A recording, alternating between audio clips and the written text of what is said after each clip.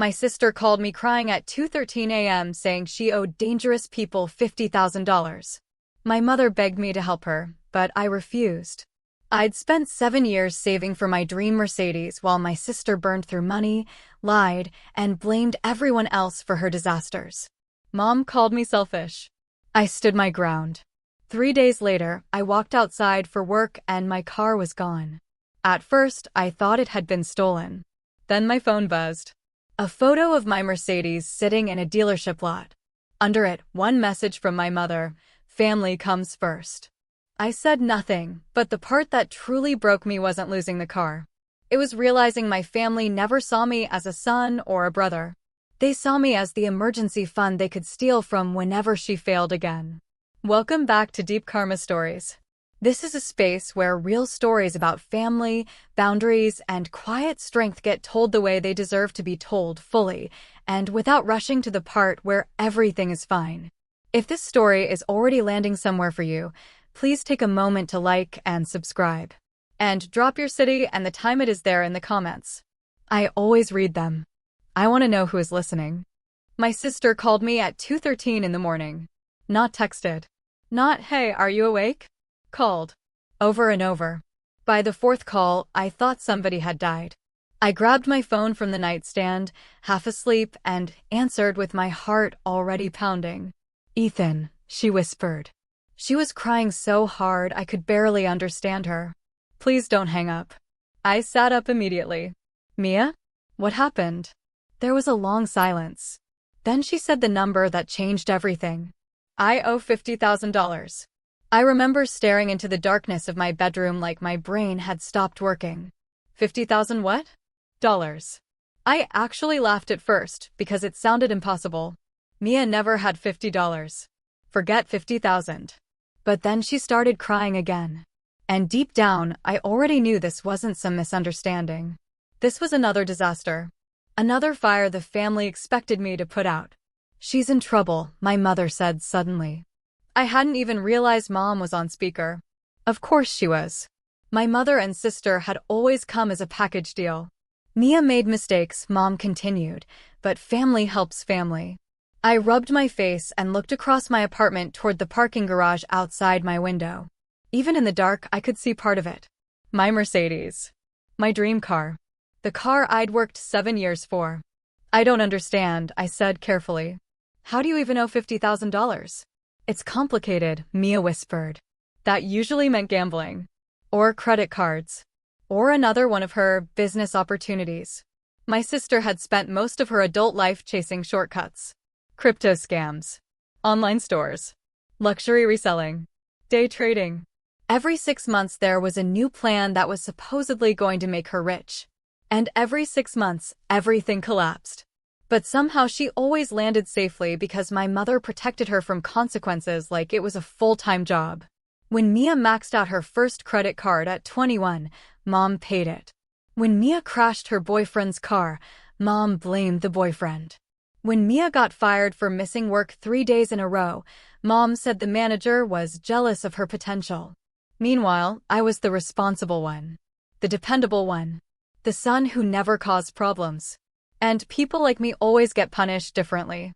Not through yelling. Through expectations. I was expected to sacrifice. Every time. "You have savings," Mom said quietly. There it was. Not concern. Not disappointment. A plan. I leaned back slowly against the headboard. "That money isn't for this." "What is it for then?" Mia snapped suddenly. "A stupid car?" I looked out the window again. Most people wouldn't understand what that Mercedes meant to me. It wasn't about showing off. It was proof. Proof that hard work eventually became something real. At 19, I stocked shelves at a grocery store while taking night classes. At 24, I worked 2 jobs after Dad died because Mom couldn't handle the mortgage alone. At 28, I skipped vacations, skipped relationships, skipped everything fun because every extra dollar went into savings. 7 years. 7 years of overtime. 7 years of cheap apartments. 7 years of watching everybody else enjoy life while I stayed disciplined. All for that car. That black Mercedes AMG. The first thing I'd ever bought purely for myself. You can buy another car, Mom said. Mia could get hurt. I closed my eyes. That sentence right there explained my entire childhood. Mia's mistakes were emergencies. My sacrifices were obligations. How bad is this really? I asked. Nobody answered immediately. Then Mia finally whispered, some people want their money back. I sat there quietly. Something about the way she said it made my stomach tighten. But another part of me was tired. Exhausted. Because this wasn't new. It was just bigger. Every year the consequences got larger. And every year I was expected to save her. I heard Mom sniff quietly. You know your father would have helped. That one hit hard. Because Mom only used Dad when she wanted guilt to work faster. I stared at the ceiling for several seconds before answering. No. The room went silent. Even Mia stopped crying. What? Mom asked softly. I said no. You don't mean that. I do. Mia's voice changed instantly. The sadness disappeared. You're seriously choosing a car over your own sister? No, I said calmly. I'm choosing not to destroy my life because you destroyed yours. Ethan. I've helped before, I interrupted. I paid your rent twice. I covered your credit cards. I loaned you money you never paid back. And somehow I'm still the selfish one. Mom's tone hardened immediately. So that's it? I nodded even though they couldn't see me. That's it. For a few seconds, nobody spoke. Then my mother said something I'll never forget. You know what your problem is? I stayed quiet. You think because you work hard, you're better than everyone else. I laughed once. Not because it was funny. Because it hurt. No, I said quietly. I just think people should live with the consequences of their choices. Mia started crying again. Louder this time. More dramatic. But for the first time in my life, I didn't move emotionally. I didn't rush to fix it. I didn't apologize for protecting myself. And I think they both realized that. Mom's voice turned cold. Fine. Then she added the sentence that should have warned me what was coming. Don't ask us for forgiveness when this destroys the family. The call ended. I sat there staring at my phone in silence. Then I looked out the window one more time at my Mercedes sitting peacefully under the parking garage lights. I remember thinking one thing before finally going back to sleep. At least no one can take away what I earned. I had no idea how wrong I was. The next morning, I woke up feeling strangely calm. For the first time in years, I'd finally said no to my family. No guilt. No rescuing. No sacrificing myself to fix another one of Mia's disasters. I actually felt lighter. That feeling lasted about 12 seconds. I got dressed for work, grabbed my coffee, and headed downstairs to the parking garage under my apartment building. Halfway there, I pressed the unlock button on my key fob. Usually the headlights flashed immediately. This time, nothing happened. I frowned and pressed it again. Still nothing. That strange feeling hit my stomach before I even reached my parking spot. Then I turned the corner. And froze. The space was empty. Completely empty. For a second, my brain genuinely couldn't process what I was looking at. I just stood there staring at the concrete floor where my Mercedes had been parked less than 8 hours earlier. No, I whispered. I walked closer like maybe I was somehow mistaken. Maybe I parked somewhere else. Maybe? No. The spot number was right. My car was gone. My heart started pounding. I pulled out my phone immediately and called the police. 911, what's your emergency? My car's been stolen. The words sounded unreal coming out of my mouth.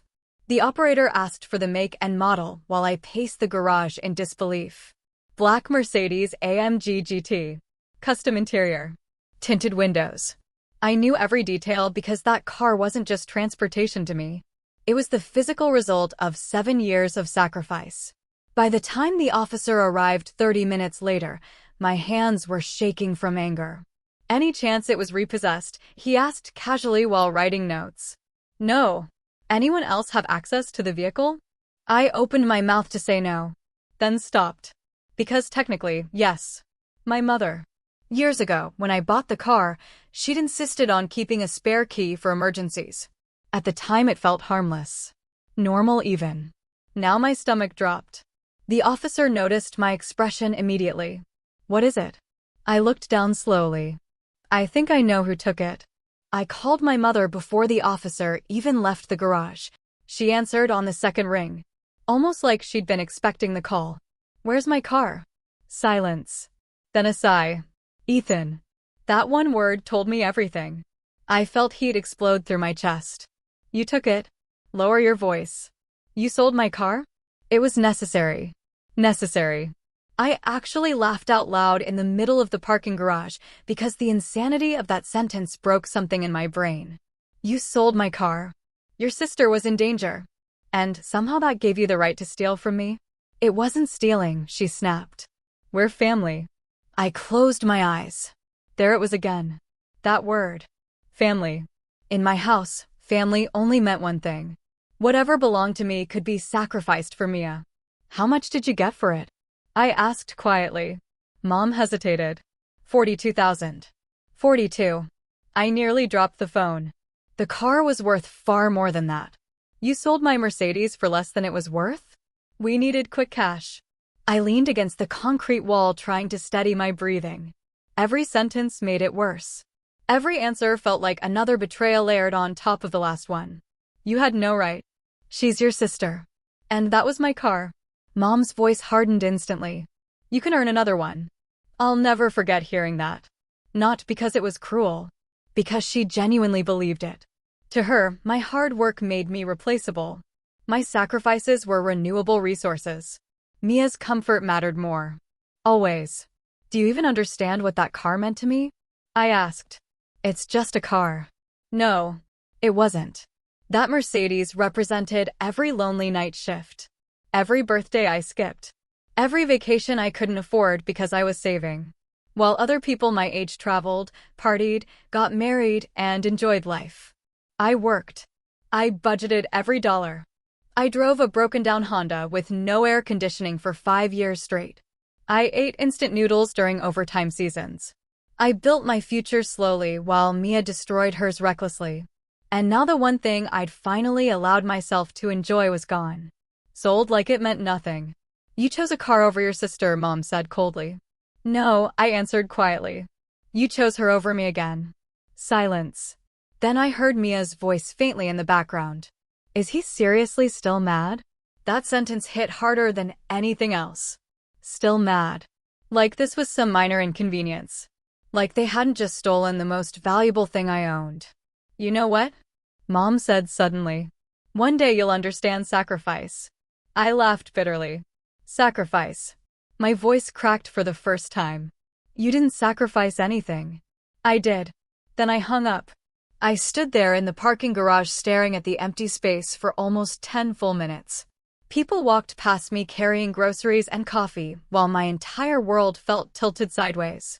Eventually, I drove to work in silence, using a rental car from the dealership insurance program. The whole drive, I kept reaching for emotions that wouldn't fully come out. Anger. Sadness. Shock. But underneath all of it was something worse. Clarity. Because for the first time in my life, I saw my family exactly as they were. Not loving. Not supportive. Not misunderstood. Entitled. And dangerous. At work, I couldn't focus on anything. Around noon, my phone buzzed. A text from my mother. I expected another guilt trip. Instead, it was a photo. My Mercedes sitting in a dealership lot. A bright orange sold sticker already stretched across the windshield. Under the photo, one message. Family comes first. I stared at it for a long time. Then something inside me changed permanently. Because up until that moment, part of me still believed they'd eventually apologize. That they'd realize how far they'd gone. But that text told me the truth. They weren't sorry. They thought they were justified. And right then, sitting alone at my office desk, staring at the picture of my stolen dream car, I made a decision. If my family wanted to treat me like the villain, then I was finally done protecting them from the consequences of their own actions. The weird thing about betrayal is this. Once someone crosses a line you never thought they would cross, your entire memory starts reorganizing itself. Suddenly old moments feel different. Conversations sound suspicious. Excuses stop making sense. That night, I sat alone in my apartment replaying the last 10 years of my life like a detective reviewing evidence. And for the first time, I stopped seeing Mia as unlucky. I started seeing patterns. The missing money. The emergencies. The constant chaos. The way Mom always panicked whenever anyone asked questions. Something felt wrong. Not emotionally wrong. Financially wrong. And that mattered because numbers were my world. I'd worked as a financial analyst for almost 8 years. My entire job was spotting inconsistencies people hoped nobody would notice.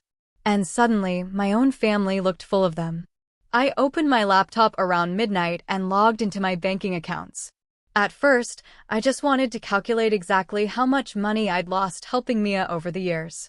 But the deeper I looked, the worse everything became. There were transfers I barely remembered making. $5,000 here. $3,000 there. Emergency loans. Rent payments. Debt consolidations. Altogether, I'd given Mia nearly $90,000 over the last 6 years. $90,000. And somehow she still ended up $50,000 in debt. That made no sense. Unless the debt wasn't what they claimed it was. I leaned back slowly in my chair. Then I remembered something strange. About 8 months earlier, Mom had asked me to co-sign paperwork for Mia because her credit score was temporarily frozen. At the time, I'd refused without even reading it. Mom got weirdly defensive afterward. Now my stomach tightened. I started digging deeper. Social media first. Mia's accounts were mostly private, but not private enough. Designer handbags. Luxury restaurants. Weekend trips. VIP concert passes. Photos from Miami, Vegas, Scottsdale. Every picture carefully crafted to look effortless. Meanwhile, she'd been calling me crying about bills. I zoomed in on one photo from 6 months earlier.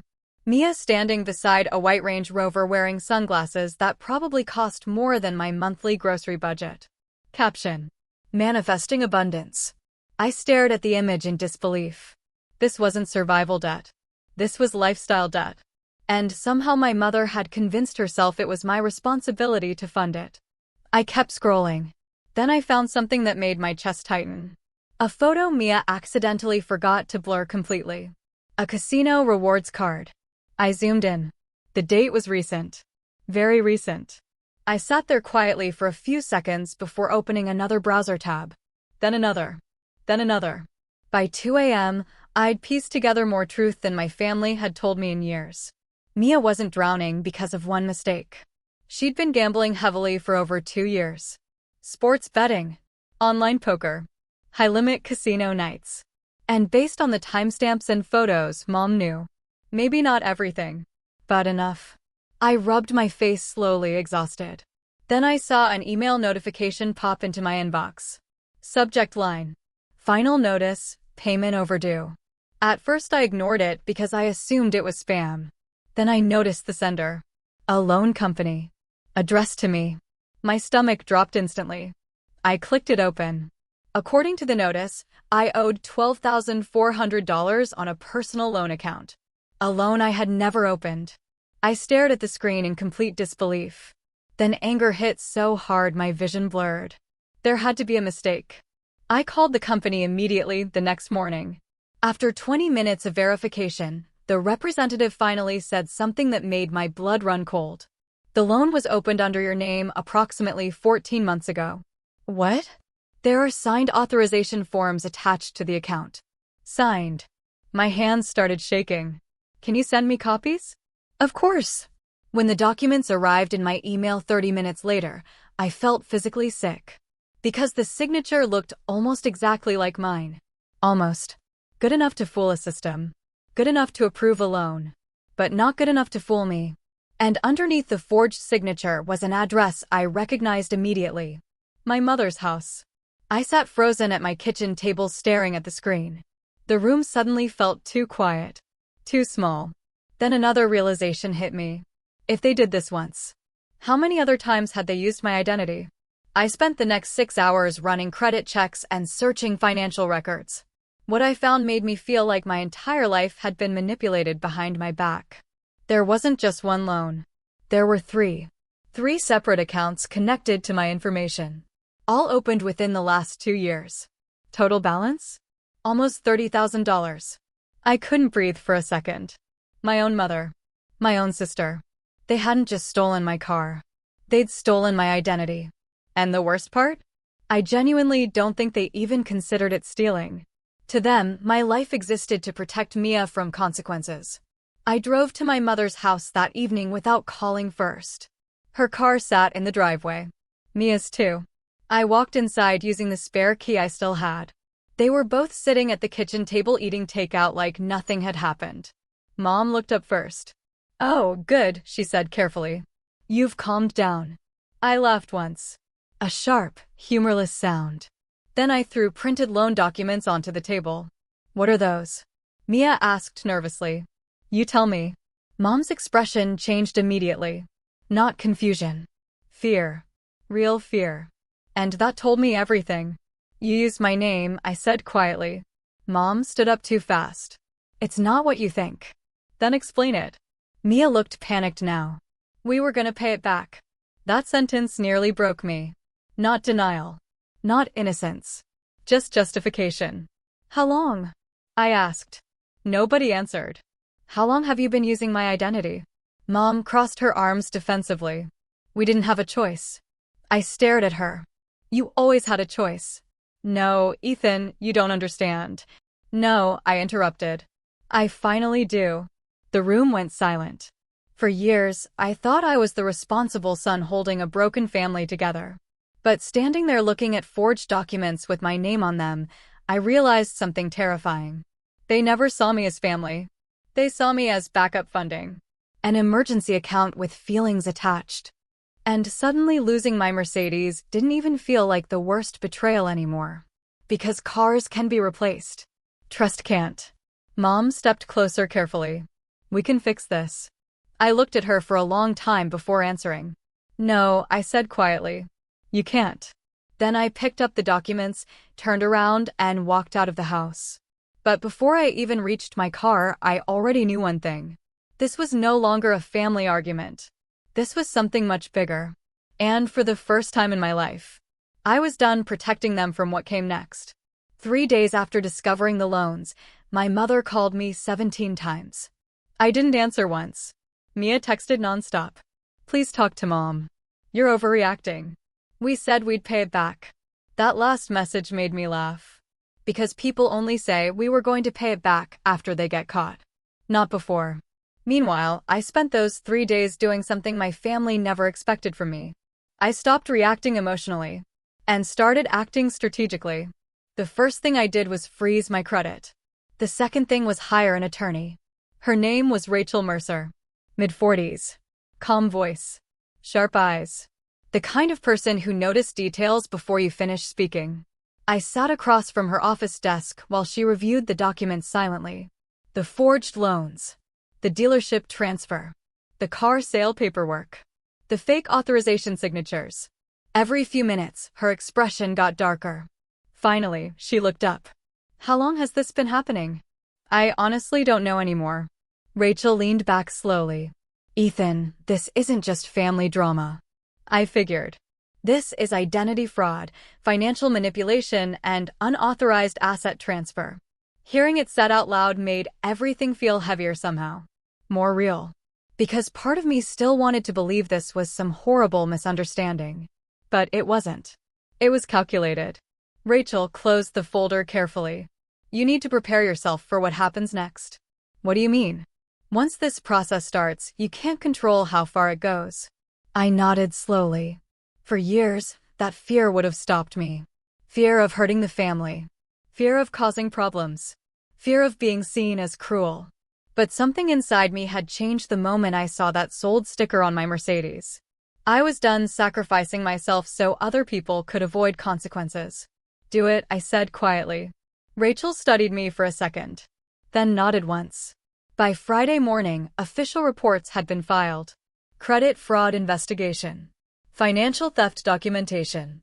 Unauthorized vehicle transfer dispute. I didn't tell my family. I wanted the truth to arrive naturally. And it did. Saturday morning. 9:14 a.m. I was sitting in my apartment drinking coffee when my phone exploded with calls. Mom. Mia. Mom again. Then finally a voicemail notification appeared. I played it. Ethan, my mother shouted breathlessly. What did you do? In the background, I heard voices. Male voices. Professional. Then a sharp knock echoed through the voicemail speaker. Ma'am, we need you to open the door. My mother's breathing became shaky. Then the voicemail cut off. I sat there silently holding my coffee. And for the first time in years, I didn't feel guilty. I drove to the house 20 minutes later. Not because they asked me to come. Because I needed to see it with my own eyes. 3 vehicles sat outside the house. 1 black SUV. 1 sedan. 1 police cruiser. Neighbors stood outside pretending not to stare. The moment I stepped out of my car, Mia came rushing toward me. Her makeup was smeared. Her face pale. You called the police, she screamed. I reported fraud. You're destroying our lives. I looked at her carefully. No, I said calmly. Your choices did that. Mom came out behind her looking 10 years older. The confidence she usually carried was gone. Now she just looked scared. What happened to you? She whispered. That question almost made me angry enough to laugh. Because people always ask what happened after you stop tolerating abuse. Never while it's happening. A man in a gray suit stepped out of the house holding a folder. Mr. Carter? I nodded. I'm Investigator Hale. He shook my hand professionally. We're reviewing financial documentation connected to multiple disputed accounts. Mom immediately interrupted. This is a misunderstanding. The investigator didn't even look at her. We also have records involving a vehicle sale completed without verified ownership authorization. Mia started panicking. We didn't steal anything. The investigator finally turned toward her. Ma'am, I strongly suggest you stop speaking emotionally and consider speaking carefully. Silence. Heavy silence. That was the exact moment reality finally hit them. This wasn't another family argument they could manipulate their way out of. This involved records, documents, signatures, evidence, things feelings couldn't erase. Mom suddenly grabbed my arm. Please, she whispered desperately. Don't do this. I looked down at her hand slowly. And suddenly I remembered every moment I'd protected them. Every loan. Every sacrifice. Every excuse. Every time I convinced myself love meant enduring disrespect. Then I gently pulled my arm away. You already did this, I said quietly. Her eyes filled with tears. I was trying to protect your sister. And who protected me? She had no answer. Inside the house, investigators continued reviewing paperwork while Mia paced in circles crying. I overheard pieces of conversation drifting through the open front door. Unreported income. False signatures. Account inconsistencies. Then came the sentence that changed the atmosphere completely. There may be additional financial activity tied to other accounts. Mom looked physically ill after hearing that. And that's when I realized something terrifying. I still didn't know the full truth. Not even close. Mia suddenly pointed at me through tears. You ruined this family over a stupid car. I stared at her for several seconds. Then answered softly. No. My voice barely rose above a whisper.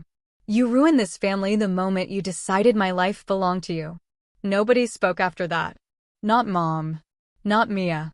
Not even the investigators.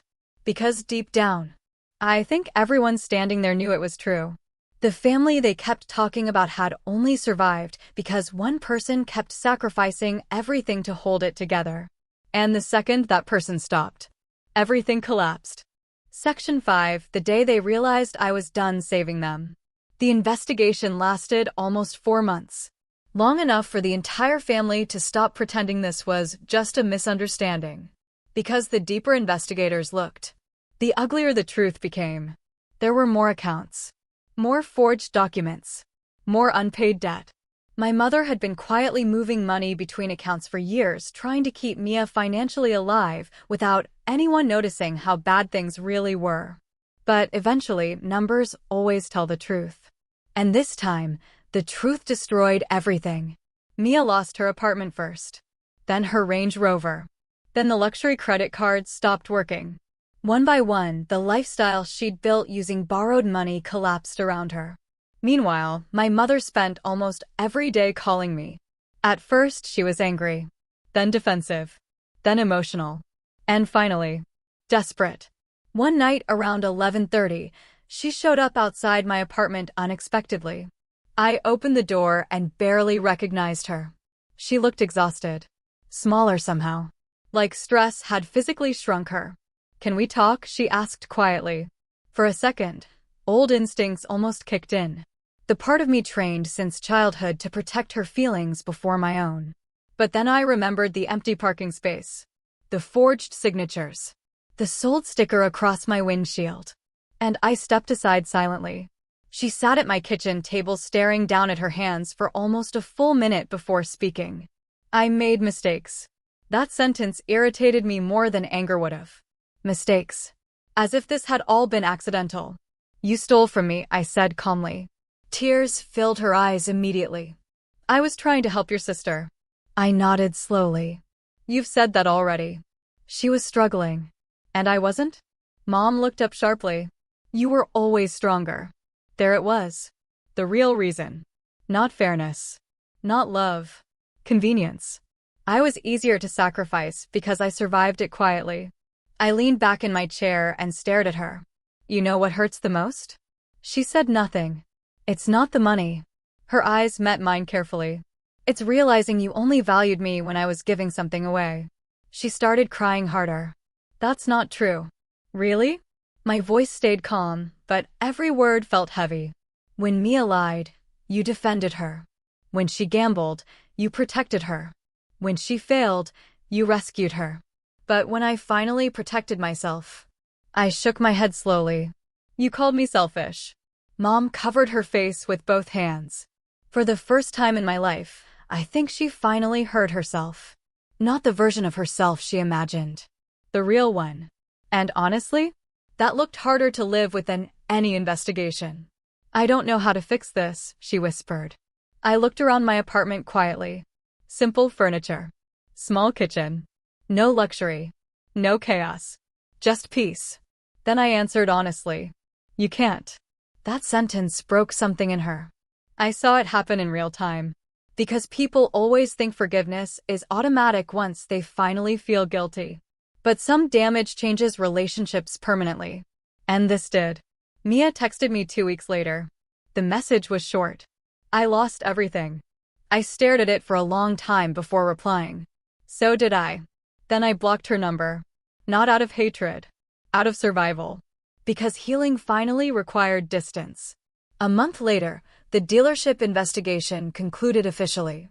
The sale of my Mercedes had violated multiple authorization procedures. The dealership settled financially rather than risk legal escalation. And on a cold Thursday morning in October, I walked into another dealership. Only this time, I wasn't there to recover the past. I was there to move forward. The salesman smiled while leading me across the showroom floor. And then I saw it. Dark metallic gray. Brand new AMG. Better than the first one. For a few seconds, I just stood there silently staring at it. Not because it was expensive. Because this time it represented something completely different. Boundaries. Self-respect. Freedom. I signed the paperwork slowly. No guilt. No shame. No voices in my head telling me I didn't deserve nice things because someone else needed saving. When I drove out of that dealership, something strange happened. For the first time in years, I felt peaceful. Not happy exactly. Healing doesn't happen that fast. But lighter. Like I'd finally stopped carrying people who were never worried about crushing me under their weight. A few weeks later, I heard through relatives that Mia had moved into a small apartment across town. Mom started attending therapy. Some family members blamed me for tearing the family apart. Others quietly admitted the truth. The family had been broken for years. I just stopped pretending it wasn't. And honestly, that was the hardest part for people to accept. Not that I exposed the damage. That I finally refused to absorb it. Sometimes I think back to that night Mia called me crying at 2:13 in the morning asking for $50,000. Back then, I thought the story was about money. It wasn't. It was about what happens when one person in a family is taught their value only comes from sacrifice. And what happens the moment they finally say no. Because the truth is, my mother didn't lose me when I refused to save my sister. She lost me the moment she decided I was only worth loving when I was suffering for someone else.